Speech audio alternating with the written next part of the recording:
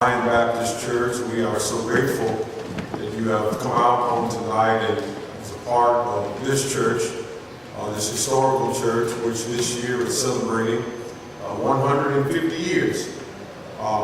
We are excited that we could play a part in this activity on tonight, and our doors are open to you, and please feel at home. Zion is a church that's on the move for God. And one of the things that we're serious about is reaching out to the community. And so we are just elated. And so on behalf of all the members of the Zion Baptist Church, we welcome you and pray that this is a blessed event. God bless you.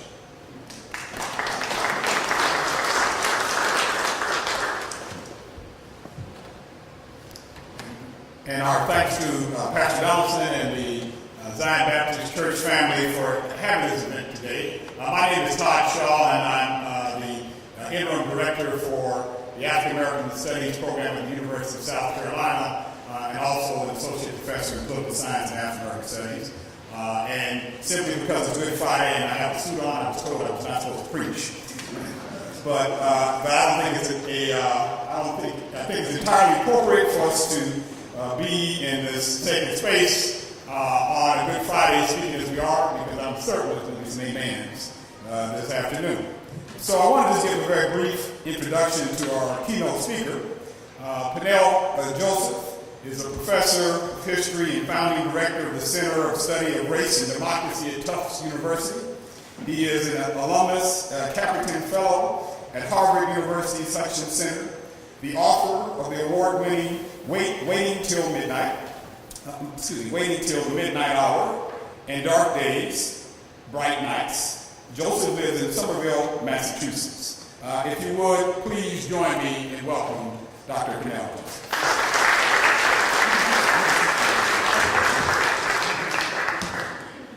Hey, good evening. Everybody who's in the back, come up here because I get more energy when people are closer. So be kind to your speaker from out of town. Yeah, I'm not going to take up a collection. That's true. Just come close. Come close. Come close. All right. One, I'd like to thank again the organizers of this conference, including Kathy Ford and Chris Frears and Ramon Jackson and so many others, and really all the participants of the conference as well. We've had a great day so far, day and a half. Congressman Jim Clyburn and I had a dialogue, a very fruitful dialogue, and we had a lunch keynote this afternoon. Thank you. And we've had some great sessions too that are really talking about reimagining Black power in the media. What I want to talk about today is really this idea of where we're at today in terms of race relations, racial justice, really from Selma to Ferguson to Black Lives Matter. How we're living in the age of both Obama and the age of mass incarceration. What does it mean that this is the 150th anniversary of not just this church, but also the 150th anniversary of the end of antebellum slavery?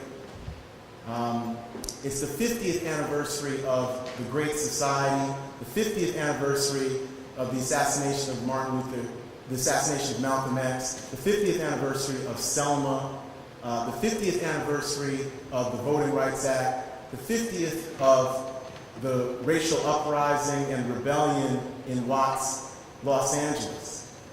And the interesting thing about the time we live in, and I think last year really focused our attention to this issue of racial inequality and racial injustice, is that we live in a time of great contradictions and juxtapositions.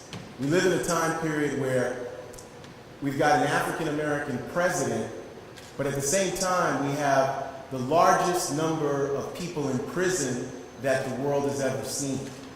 Right? And disproportionately, those people in prison are African American and Latino. And that's been driven by a war on drugs that criminalizes African Americans. So the law professor Michelle Alexander has called that the new Jim Crow. But that metaphor of Jim Crow extends beyond just the criminal justice system. When we think about the old formal Jim Crow, we're talking about a caste system. Jim Crow was a metaphor and a euphemism for a caste system that not only segregated blacks and whites, but really meant that you had different life chances from birth to death in the United States. Now, when we think about what is this new Jim Crow, even though we have formal, what sometimes people call formal or legal equality, that doesn't mean we've achieved African American citizenship. One of the biggest obstacles to achieving that citizenship is the fantasy and the mythology that not only have we achieved that citizenship, but that we are actually living in a post-racial nation. So when you think about where we're at, especially when it comes to the civil rights movement, very briefly, what I call the heroic period of the civil rights movement from 1954 to 1965. I want to take you through a very, very short history lesson. I'm a history professor, so I do this a lot. When we think about the period from May 17, 1954 to August 6, 1965, that period has been documented in Eyes on the Prize. It's been documented to a certain extent in the new film Selma. It's been documented by Spike Lee's Malcolm X. But that period is a period of global significance and importance. Because even though there was civil rights and black power struggles that predated that period, right? We can go back to David Walker, Harriet Tubman, Frederick Douglass, Ida B. Wells, W.E.B. Du Bois, Mary Church Terrell. We can go back to the Nannie Helen Burroughs. We can go back to the National Baptist Convention. We can go back to Black Women's Club Movement. We can go back to all these different events and organizations that in their own time period acknowledged and advocated and suffered for this notion that black lives matter, right? This is not the first iteration of that. This is just a reiteration and a re-articulation. But the reason why 1954 to 65 is so important is because this is the period that people have struggled for, and we've chosen to commemorate and celebrate and enshrine in our national history, right? So 54 to 65, the Brown Supreme Court desegregation decision, 1955, August 28th, Emmett Till. Emmett Till is 14 years old. Before Trayvon Martin, there was Emmett Till. He was a 14-year-old African-American teenager from Chicago who visits relatives in Money, Mississippi. He says, or is considered to be speaking out of turn to a white woman in Money, Mississippi, and he's going to be lynched. He's going to be shot in the head twice. He's going to be emasculated. His eye's going to be gouged out. His body's going to be found in the Tallahatchie River with a 125-pound cotton gin fan belt tied around his neck. His mother is going to allow him an open casket funeral, and that picture of Emmett Till is going to be on the cover of Jet magazine in the summer of 1955. So people like the 14-year-old Stokely Carmichael, Kwame Ture, they look and see what the price is and the cost is of white supremacy and institutional racism in the United States in the summer of 1955. So 55, 56, we've got the 381-day bus boycott with Rosa Parks, right? And Rosa Parks and E.D. Nixon of the Brotherhood of Sleeping Car Porters, Joanne Robinson, those are the leaders of that movement. The 26-year-old Martin Luther King Jr. is the spokesperson of that movement. He's not the leader or the organizer. That movement is led by black women. That movement is led by grassroots black men. The only way you could carpool all those people together was through intellectual organizing and strategies and tactics. And that's why I think the movie Selma is so incredible, away from the LBJ controversy, because when black people produce a fantastic movie, you know they're going to say and create a controversy and say, well, why'd you treat this white character this way? The movie's not about Lyndon Baines Johnson. The movie is about black self-activity, self-determination that helped transform, right? That helped transform American democracy in the post-war period. It's not about presidents, it's about prisoners and preachers and grassroots people. It's about the quotidian. It's not about the elites. And then people get upset and say, well, you know, why are you treating Lyndon Johnson this way? Lyndon Johnson did some good things. Lyndon Johnson also did some terrible things. But the movie's not about that. It's not even about Dr. King. The movie's about the black women and men who upheld a standard of radical democracy that is the cutting edge of social and political and economic and racial justice in this country. Now, when we think about 1957, Little Rock Central High School, right? And President Eisenhower has to send federal troops in to desegregate Little Rock Central High School in 1957. February 1st, 1960 is the start of the sit-in movement. 4 African-American students at North Carolina A&T sit in at a lunch counter, Woolworth's lunch counter in Greensboro, North Carolina, which is now a civil rights museum. And they sit in there on February 1st, and that sit-in with 4 people is going to grow into a movement where over 50,000 young people participate in the spring of 1960, including white allies, including Americans outside of the South as well. The most important thing that occurs out of that sit-in, and sometimes we refer to 1960 as a period of direct action, is going to be the founding of SNCC, the Student Nonviolent Coordinating Committee. And the Student Nonviolent Coordinating Committee is founded by Ella Baker, right? Ella Jo Baker, who's born in Raleigh, North Carolina, 1903, who's a trade unionist, radical feminist, radical Democrat, community organizer, NAACP activist, SCLC activist, right? A black woman who puts people like Martin Luther King Jr. in their place, makes them feel uncomfortable because she's so articulate, she's so intelligent, she's so willing to speak truth to power, and refuses to try to garnish the spotlight for herself. So Ella Baker says that strong people don't need strong leaders. Ella Baker says that this movement in the spring of 1960, and remember, this is Easter weekend 1960 at Shaw University, April 15th to April 17th, and she says that it's about more than just a hamburger. And the reason she says the movement's about more than just a hamburger is because the New York Times and different media has been spinning a narrative that says, well, these young people just want to get something to eat. That's what it's about. They just want to get something to eat. And isn't that really American? Ella Baker says this is about more than just a hamburger. This is about small d democracy and transforming these social, political, economic institutions that are not only practicing racial segregation, right, but they are promoting the non-citizenship of African Americans. That's what they're doing.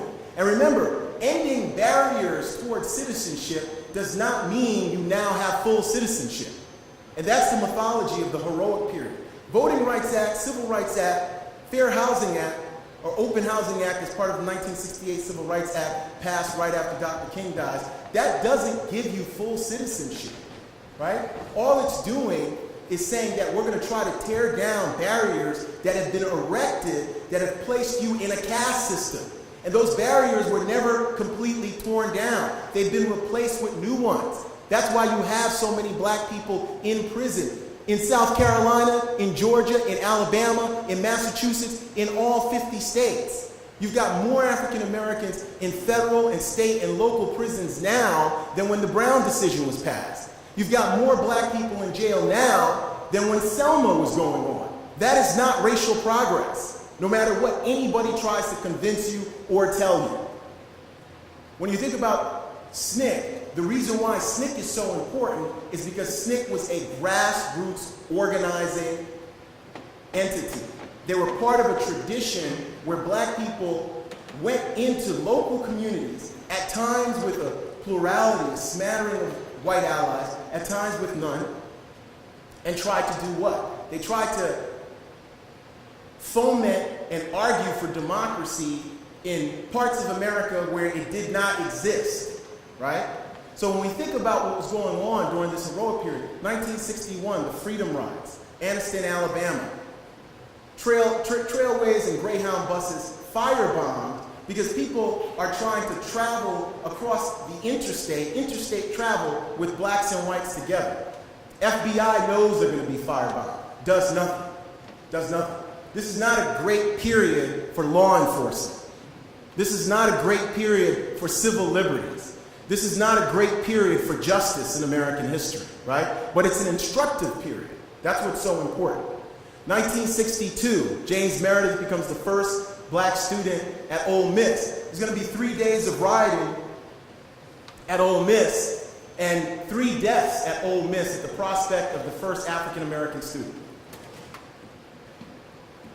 1963 is the year of Birmingham. It's the centennial of the Emancipation Proclamation. It's the year that James Baldwin was really our most important writer of this period. Writer, public intellectual activist, writes The Fire Next Time. It's also the year that Martin Luther King Jr. is in jail in Birmingham, Alabama, and writes on scraps of paper his famous letter from Birmingham jail. And what's important about that letter is when King says, King is responding to critics who ask him to wait and to slow down the protest. And he says that he's not going to wait. And the young people who are being arrested in Birmingham are one day going to be remembered as heroes for what King describes for taking us back to those great wells of democracy that were dug deep by the founding fathers.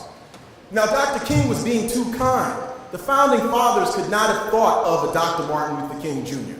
or a Hillary Clinton or Barack Obama. The genius of Dr. King and the genius of Ida B. Wells, anti-lynching crusade, anti-lynching bill never passed when it should be passed at the height of lynching in America, 1880s to the 1930s, right? Even FDR is not going to push for an anti-lynching bill because he says he wants his New Deal to be passed, right? It's always passed on the backs and the sacrificial bodies of black folks in this country, right? So when we think about 1963 and we think about Birmingham and the great wells of democracy, we think about Medgar Evers being assassinated on June 12th, the morning of June 12th, a few hours after President Kennedy does a live address to the nation saying that civil rights is a moral issue and that there's a revolution happening in the United States, and that revolution can be either peaceful or violent, right? And Kennedy speaks to the nation on June 11th, 1963, because he's compelled. He's compelled to speak. There's 15,000 arrests that summer. There's hundreds of protests going on, not just in Birmingham, but in Philadelphia. Not just in Philadelphia, but New York. Not just in New York, but Greenwood, Mississippi. Not just in Greenwood, but Los Angeles and Oakland. So our dominant narrative says that the United States blew up starting in the mid to late 60s. That's not true. By the summer of 1963, democracy was in crisis in this country. Now, 1963 is also the year of the March on Washington, August 28, 1963. And Dr. King begins that speech by saying, now is the time to make real the promise of democracy. That is a radical speech where he talks about reparations. He talks about coming to Washington, D.C. to cash a check that has been stamped insufficient funds, but we refuse to believe that the Bank of American Democracy is bankrupt. That's what Dr. King says. Dr. King in that speech says that black people and white people are going to have to struggle together and go to jail together. He says go to jail together to transform the country. He says go to jail together because he understands that the legal and criminal justice system in the United States is bankrupt in the summer of 1963. The problem for all of us in 2015 is that the legal system and the criminal justice system in the United States is bankrupt in 2015. That's the problem, 52 years later. So the problem for us is that black people in 1963 knew that they were being oppressed. There was a dialogue and protest about it. Right now, before Black Lives Matter, it seemed, except for us long marchers and us veterans, and we can be veterans if we're 42 like me, because I was on my first picket line at 8 years old. We can be veterans at 42 or 52 or 22, depending on the background we're coming from. And when we think about 1963 and the March on Washington, all we remember is the I Have a Dream portion, right? That's a 17-minute speech. I would challenge everybody in this room to go back and read that speech and see how substantive that speech is, but the substance of that speech has become symbolism. It's become symbolism. So we have a Martin Luther King Jr. holiday and a memorial, but we divorce King from his substantive criticism of American democracy. We divorce the King who was talking about the Vietnam War, and the United States is the greatest purveyor of violence in history, right? From the King who's saying, I have a dream and can be acceptable, right? So we've turned Dr. King, a revolutionary figure in his own time, right? We've turned him into a teddy bear who's willing to give hugs and kisses to anybody. That's what we've turned Martin Luther King Jr. Instead of the political pariah that he was even after he won the Nobel Peace Prize. Even while he was meeting with John F. Kennedy and Lyndon Baines Johnson, and especially after April 4th, 1967, when he comes out against the Vietnam War at the Riverside Church in New York. So when we think about what's going on, would somebody please shout hallelujah for this something?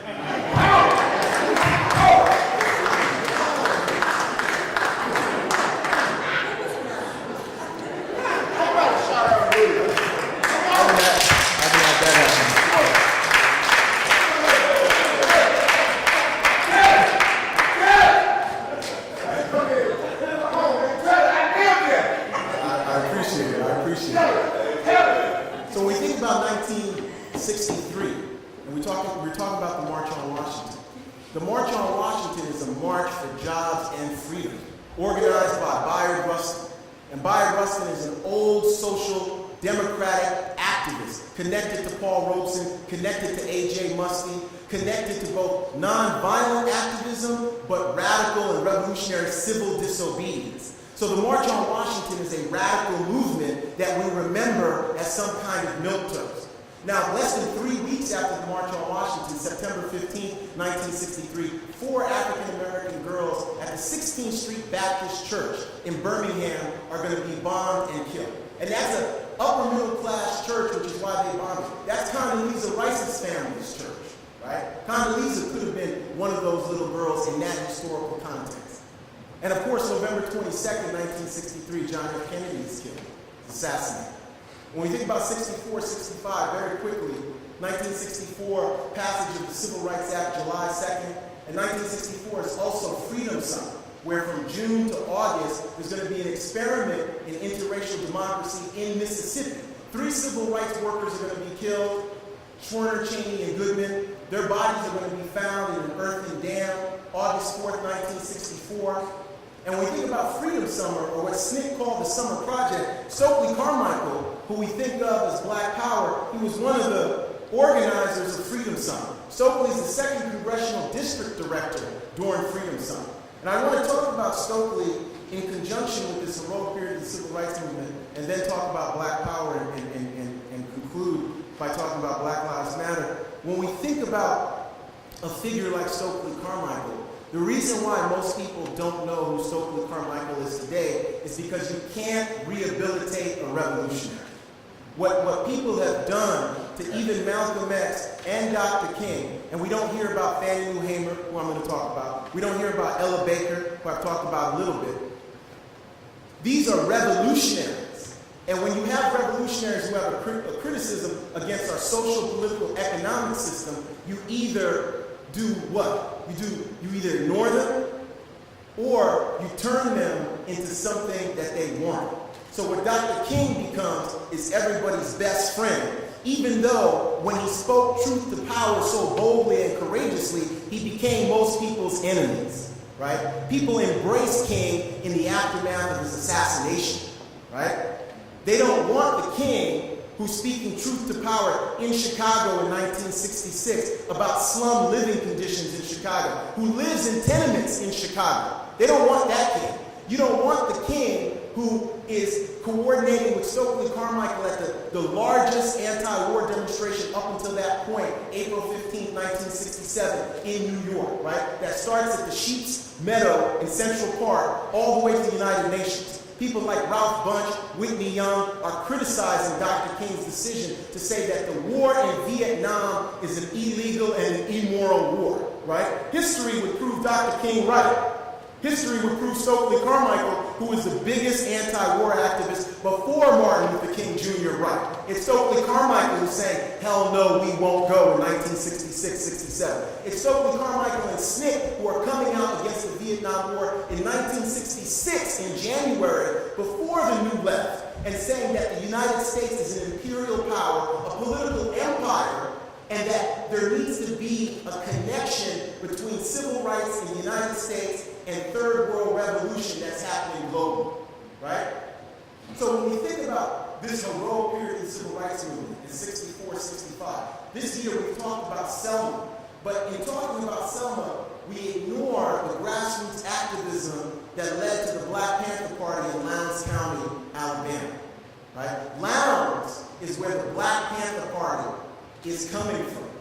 And that's Stokely Carmichael, that's Judy Richardson, that's Bob Mance, that's Scott Smith, that's local grassroots activists who go into Lowndes County under the cover of the Selma to Montgomery March.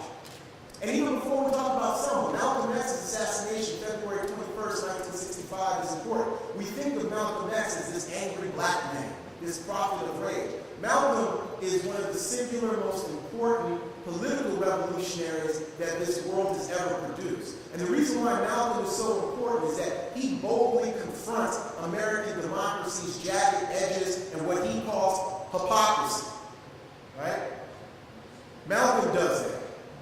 Malcolm's father was a Garveyite. He's coming from a long tradition of black self-determination. Malcolm links the local in Harlem, Detroit, Chicago, to the national, to the global. Malcolm's first trip to Africa was 1959, not 1964.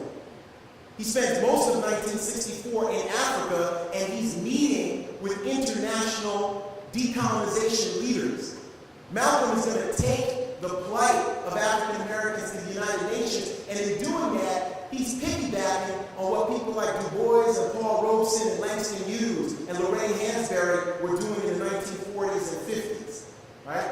So Malcolm X is key even in death, because in death he becomes an even larger figure.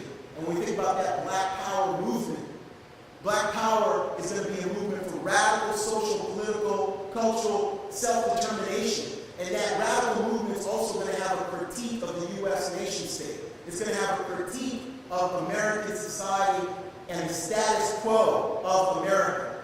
The whole idea of black is beautiful, that's going to be articulated by people like Sonia Sanchez, by Nikki Giovanni, by black arts movement activists, is incredibly important here. Stokely Carmichael as well.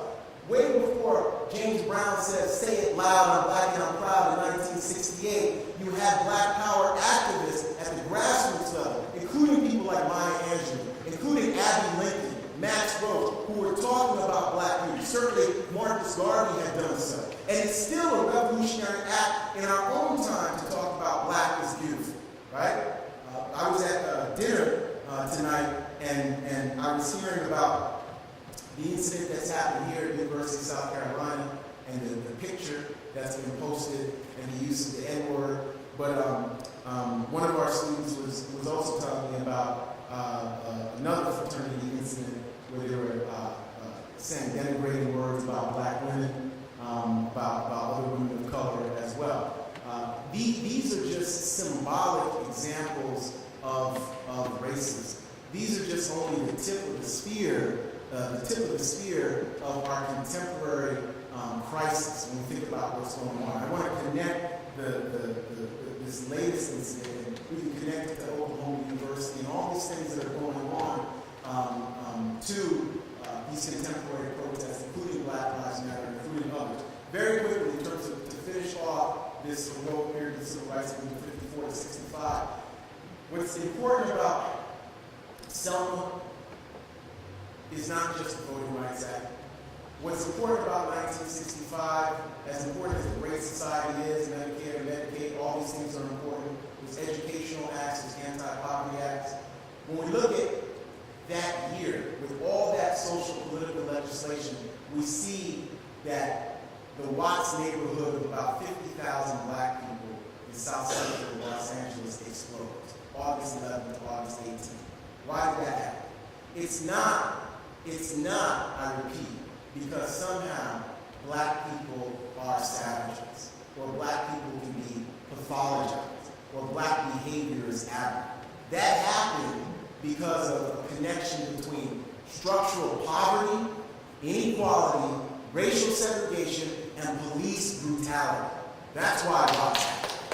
And when we think about Watts, we can connect Watts to Ferguson. Ferguson is not about aberrant behavior, because this is also the 50th anniversary of Daniel Patrick Moynihan's thesis and the case for national action and ideas of benign neglect and matriarchy and patriarchy and blaming black women for a history of antebellum slavery and racial oppression, and say the problem with black folks is the black family instead of white supremacy, instead of structural racism, instead of cops killing 15-year-old black boys in Harlem in 1964, Thomas Gilligan killing a 15-year-old black boy in 1964, before Trayvon Martin, before Mike Brown, before Eric Garner, right? That's the problem. The problem is that black women and black men somehow fell into this trap, certain black nationalists, and said, yeah, Moynihan's right.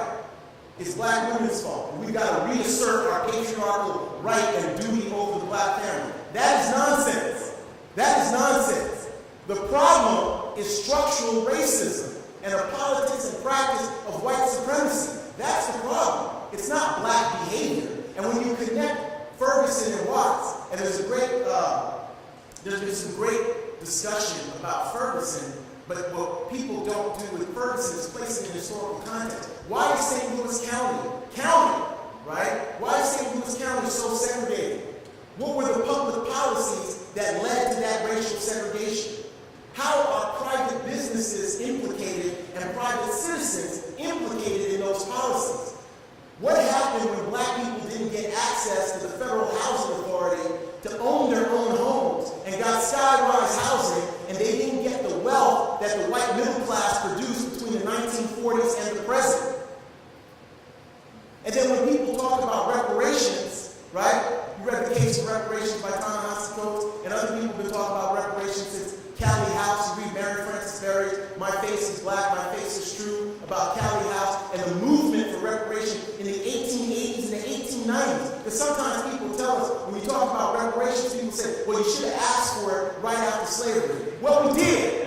We did. We demanded it right after slavery. And it didn't happen. Okay? So when we think about what is going on, this is not about black young teenagers pulling their pants up. And the reason you're getting shot in the street is because your pants are down. This is about a bigger, larger system than that. And the sad part for all of us is that in this age of the new Jim Crow, so many African Americans and white and Latino and other allies, until last year, had really been caught sleeping. Because the election of Barack Obama in 2008 produced a euphoria of post-racialism. And like I like to tell my students, there was a post-racial America from the first Tuesday in November 2008 to January 20th, 2009. That was post-racial America. So everybody got those weeks over there where we all were together and it was kumbaya. We were singing patriotic songs. You could tell your kids, your grandkids, everybody in the future that you were there. There was a few weeks, November to January 20th. Because as soon as he swore that hand on the Bible, that was it. Okay? That was it. It was no longer post-racial America. It was Tea Party. He was Kenyan. He was a Muslim. He was a communist. He was a terrorist. All the stuff that I won't repeat that people try to say about Michelle and the First Family, the attacks and the assaults on not just black people's dignity, but our national dignity. Because when you don't respect the office, you diminish the nation, and the critics don't understand that, right? When you diminish the presidency, you diminish the nation, right? When you form alliances with enemies just so you can embarrass and humiliate the president, you diminish our national standing globally. And that's what critics don't understand. And it's still happening as we speak. Are people still with me? Now, I want to talk about Black Lives Matter and this idea of, I've been writing about Black Lives Matter extensively. And one of the things I've written about is Black Power and Black Lives Matter. Khalil Muhammad has as well. And I think the interesting thing about for Black Power in terms of like what was the Black Power movement. We talk about self-determination. We talk about the Black Arts movement, Sonia Sanchez. There were Black feminists. There were Black politicians. Black is beautiful. Black student unions and the movement for Black studies. There was a Black consciousness movement in South Africa. There were Black power movements all throughout the Caribbean as well. There were other different racial and ethnic groups who became inspired by that movement. So you've got Asian American radicals, you've got Native American radicals in something that they were calling at the time the American Indian movement. Stokely was connected with all these folks. You had Cesar Chavez and radical farm workers. And Stokely was organizing with farm workers, Spanish-speaking farm workers in Delano, California, in all kinds of places. We've got white radicals who are part of what people call the New Left, everything from Students for Democratic Society to Students Southern Organizing Committee and others. This is a period of radical and revolutionary foment globally, right? Sometimes we think about 1968 and say that's the global year because of the Tet Offensive, the Prague Spring, because of all the revolutionary activity that's going on. Dr. King is assassinated. But when we think about that period, and King is very key here because King continues to push for a political and social and cultural revolution. By 1968, King says that the triple threat facing humanity is militarism, materialism, and racism. And remember, King, who had dined with presidents, King, who had been feted with the Nobel Prize with royalty, King dies alongside of sanitation workers in Memphis, Tennessee, who are fighting for a living wage in the spring of 1968. That's powerful, and we are often not reminded of that. We purposely remember to forget, right? And the reason why we have that amnesia is because by the end of his life, King is pushing against a tide of history. This country doesn't want to hear it. They think they're spending enough money on the war on poverty, even though we're spending billions times more in Vietnam, and we don't want to switch. We don't want to say, you know what, Vietnam was a mistake. Let's pull out and let's concentrate this resources and moral energy into poor people, a living wage, right? We don't do that. In the aftermath of King's assassination, what we see is not just urban riots and political rebellions in cities all across the United States. In the aftermath of King's assassination, we continue to see grassroots protests. We continue to see organizing. But at the level of the state, what we don't see anymore are the concessions. That's what we don't see. We don't see the political concessions, legally, legislatively, economically. In fact, and you see this in the Thomas Piketty book, Capital in the 21st Century, economically, we're experiencing stagflation by the 1970s. So Piketty argues that the 45 to 73 period, and technically 1948 to 73, because for a few years right after World War II, we had rationing, we had a bad time economically. He's saying that's anomalous, right? We're never going to have that kind of relative equality again with the way our politics and our economy is structured. So what's happened in the last 40 years is that we have not only increased economic inequality, the racialized spaces of that inequality have become more entrenched than ever. Even as we have a small group of African Americans who are doing better than they have at any other point in American history, right? And I'm not blaming that group. I'm saying that as a fact, that Jay-Z, Beyonce, Oprah, Obama, this is not representative of the entire 43.2 million African Americans. That's not hating on them, that's just saying a fact. The fact that they're successful is not bad. It's just that we have to understand structurally, the rest of us have been left behind on the American plantation.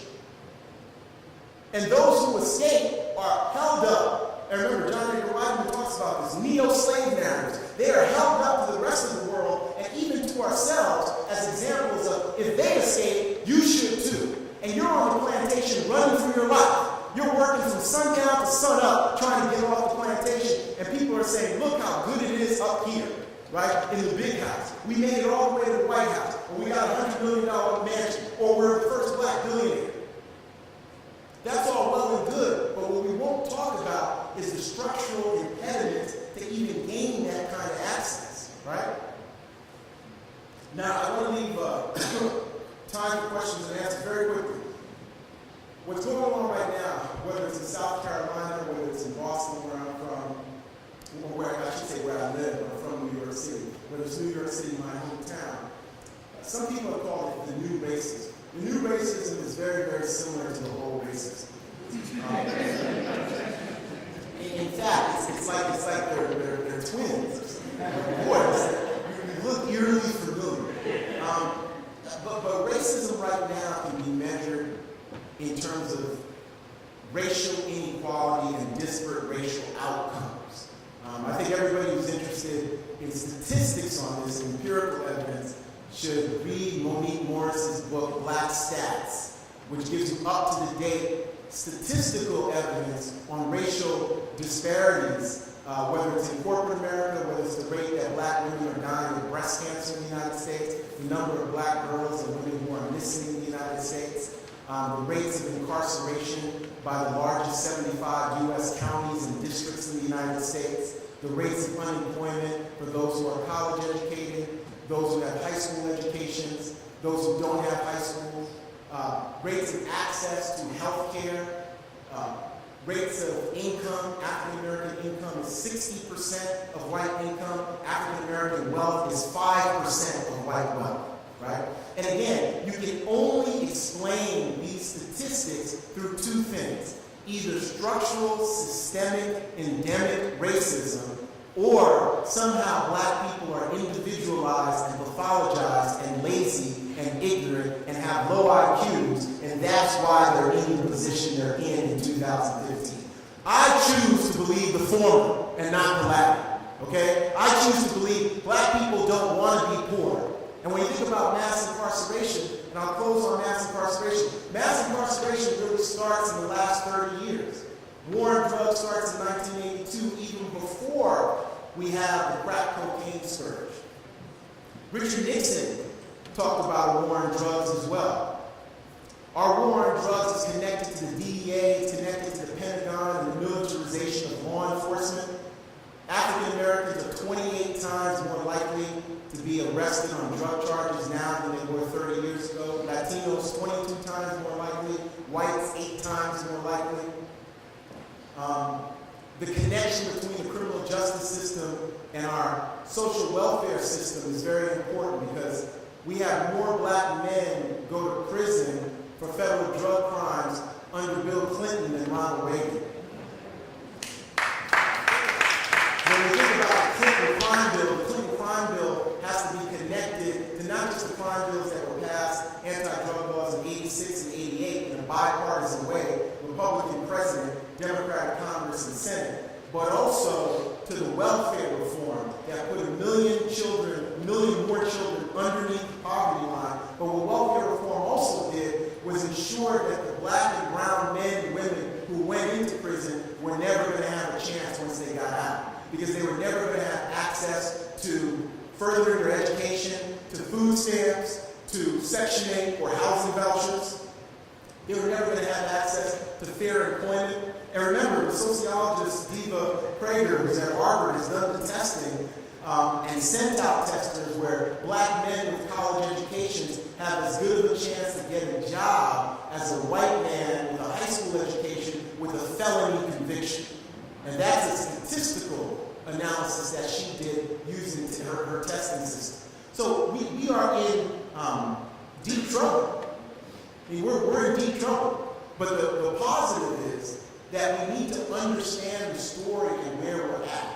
The positive of thinking about this 50 years from Selma, 50 years from the Voting Rights Act, right? And remember, President Obama went to Selma, he gave a humdinger, but next year is the 50th anniversary of Black Power, and I don't think presidents and politicians are going to go to Greenwood, Mississippi to celebrate Stokely Carmichael, saying this is the 27th time I've been arrested, I'm not going to be arrested anymore. What we're going to start saying now is Black Power. They're not going to celebrate the founding of the Black Panther Party next October. We will, and we we should. We absolutely should. But it's important to remember that these commemorations are only a partial history.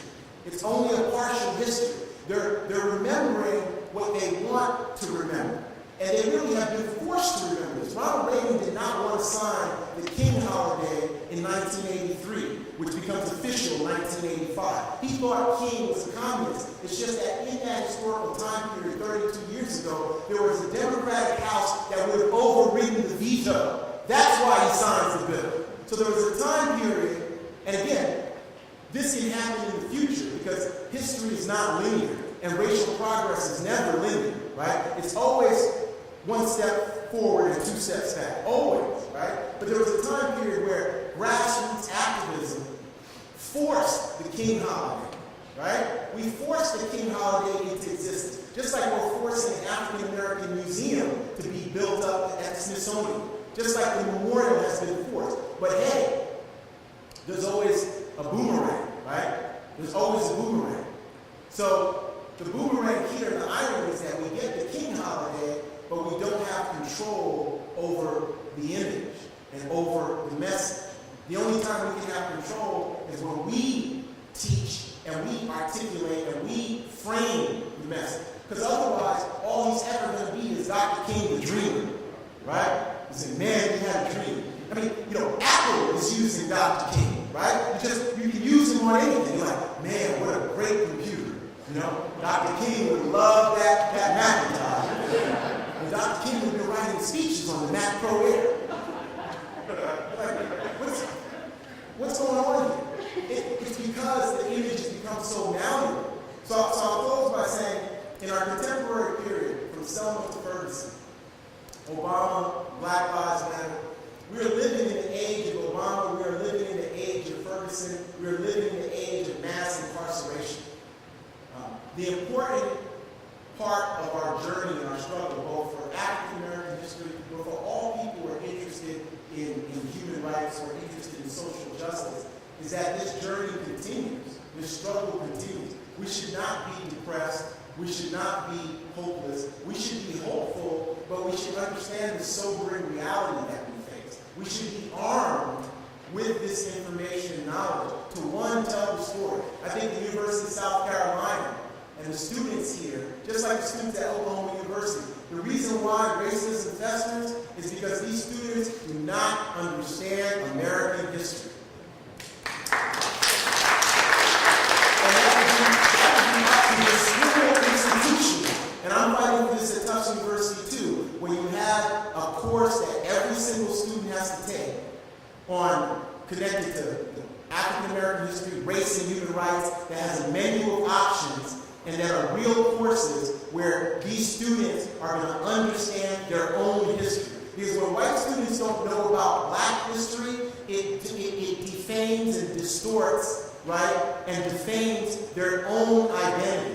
Because we are all connected. When Dr. King used to say that we were all bound in a single garment of destiny, and we were all connected, that's what he meant, right? So this racism, whether it's at Oklahoma University, whether it's at University of South Carolina, whether you're seeing it at Harvard, at NY, wherever you see it, the reason why is because our young people, and remember, these are millennials who were born after the Rodney King Rebellion, April 29, 1992. I remember I was in college watching those scenes. These are young people who don't remember Rodney King, who don't remember Martin Luther King Jr. or Malcolm X. They don't remember South African apartheid. They don't remember any of this stuff. It is up to us to teach them. And again, it's up to us to say that you have to know this, that this is sacred knowledge, this is substantive knowledge, that it has to be part of the curriculum, and it's part of you being a citizen. So if University of South Carolina is saying, we're producing global citizens, we're producing the best of the best, well, you have to know this information even if your next stop is being a hedge fund manager.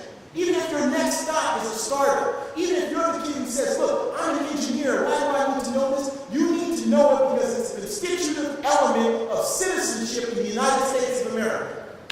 That's what you need to know.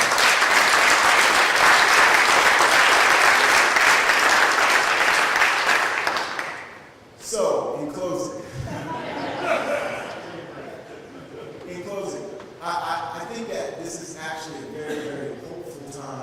We should be empowered by our history. We shouldn't feel burdened by it. But we should also feel extraordinarily respectful of our history.